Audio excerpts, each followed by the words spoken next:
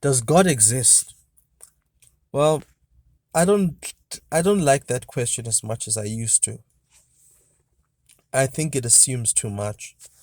It assumes that if we take God and existence, it assumes that these two are fundamentally comparable, that the two can overlap in some sense or communicable in some sense. Uh, it assumes that whatever God is, if God even is, if is even, because again, that's existence, but whatever God is, in scare quotes, is something that overlaps or fails to overlap with existence. It assumes that existence is an appropriate metaphysical category to make sense of God, or an ontological category to make sense of God. It assumes, in fact, that ontology is an appropriate category to make sense of God, or that even metaphysics is an appropriate category to make sense of God. And I'm not sure that that's the case.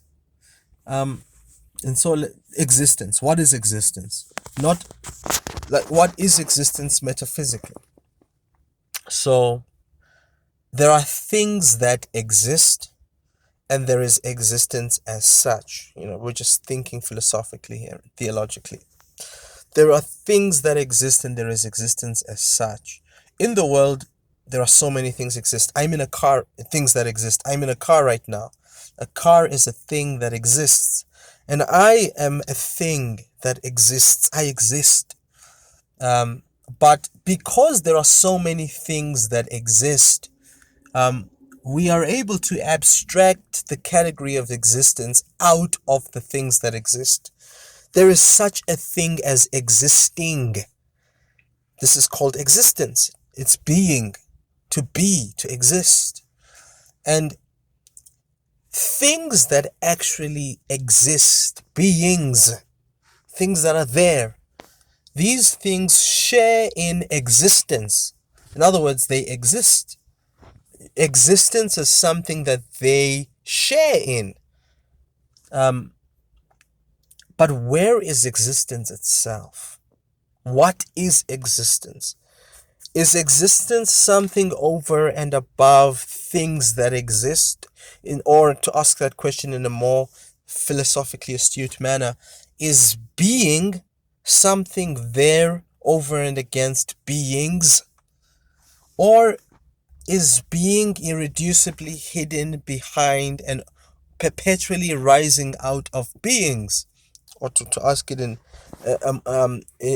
in a less academically scrupulous way, are things that is existence always irreducibly hidden behind things that exist? In other words, is there no such thing as existence if there are no things that exist? Does existence as a category only exist because things exist? And out of the existence of things, we therefore abstract this broader, this universal notion of existence as such.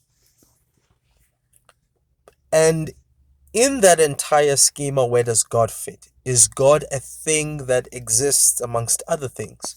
Because if God exists, then that means that qualitatively we are the same as God. And the differences between us and God would be quantitative.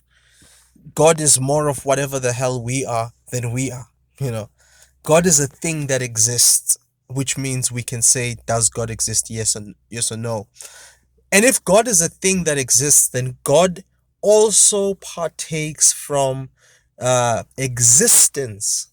Meaning, whatever existence is, it is something over and above God. And God is beneath existence and draws from it and partakes from it, maybe to a greater degree than we do. So, even from a strong metaphysical point of view, which I don't think one needs to take, but even from a strong metaphysical point of view, the notion of the existence of God is problematic because it assumes that there is this broader universal category of existence and God partakes in it like we do, maybe to a greater extent, maybe to a lesser extent, but that Qualitatively, there is no difference between us and God. So us plus God equals 2, because qualitatively, us and God are something comparable. And as a result, I can say me plus God equals 2. But what if we reject that metaphysical standpoint to begin with and say something about God is qualitatively different from whatever the hell we are? Meaning, we can't say us plus God, us and God doesn't equal 2. Well, then we can't say God exists because we exist. So whatever we have to say when we talk about God can't be existence. Well, there are two ways to go about that. One is to say that God is beyond being or beyond existence. One and the other is to say God is beneath being or below existence. The first one, this would be something that Thomas Aquinas would. This is a very Thomistic way of thinking, and it is that where for us human beings, we exist because there is this notion of existence in which we can out of which we can exist in the first place. It is because there is such a thing as existence that we can exist to begin with. So we draw our we have to have being, which is existence as such, and we have to be um a concrete moment of being. So there's this more metaphysically abstract notion of existence, and we are a concrete instinct, or yeah, we are a concrete instant. Sorry, not instinct. Well, we're a concrete instant of being. So, but for Aquinas, God is that being whose existence and whose being are one and the same. In other words, for God, the universal notion of existence as such, which makes it possible for things to exist in the first place, is God's existence. God doesn't exist by partaking in some universal notion of existence. The universal notion of existence which we take part in is God's being. God's being is God's existence. For God, in at least Aquinas would say, being and existence are the same thing. For us, they aren't. Being is that which gives rise to our existence, but for God, being and existence are the same thing. Well, then, in this Thomistic model, God can't exist because when you say, does God exist, you might as well be saying, does God God?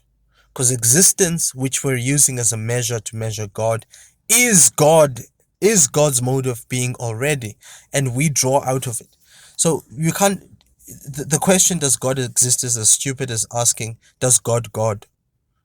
So existence isn't something that can be held up next to God and compared to God so that we can figure out if God partakes in it or not, because existence as such is something that comes out of God. To exist is to be in God, and that's the sense in which God is the creator. Then in a Thomistic model, in the sense that everything that exists because there's such a thing as existence, but existence is God, and so everything that exists out of God. That's the strong way to approach this. But there's another way to approach this question, which completely rejects the stronger model that I've just posited here.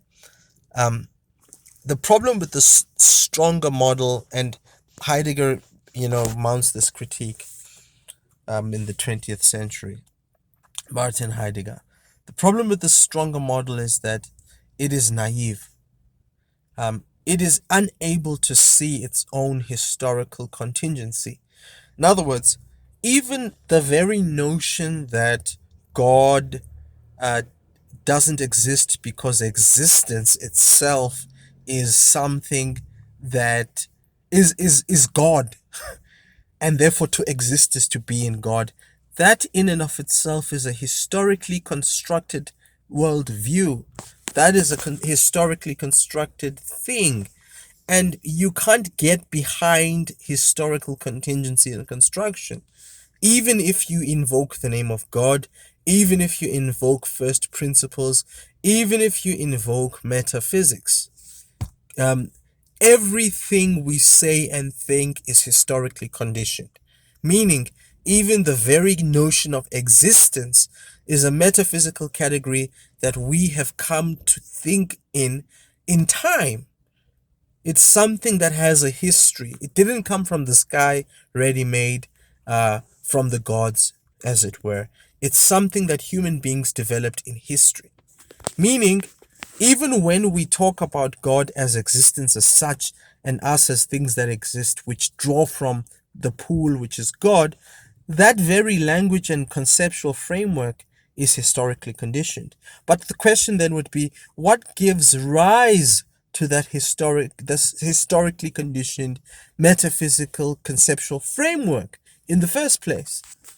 That's the more radical question. And the questions of metaphysics: does God exist? Or is God's existence and existence as such the same or different? Those metaphysical questions are blind to the more radical question. They don't take the step back behind themselves and see their own historical contingency. These are not questions that we've always asked, and these are not questions that we will ask forever. But yeah, um, so this more radical way of questioning, which steps behind the metaphysical conceptual framework and questions the question itself, this is the sort of stuff I'm interested in pursuing. Thanks. Yeah. Oh, before I even say thanks, maybe in the weeks to come and days to come, I'll make more videos in which I try to tease this out in perhaps more clear ways. Thanks.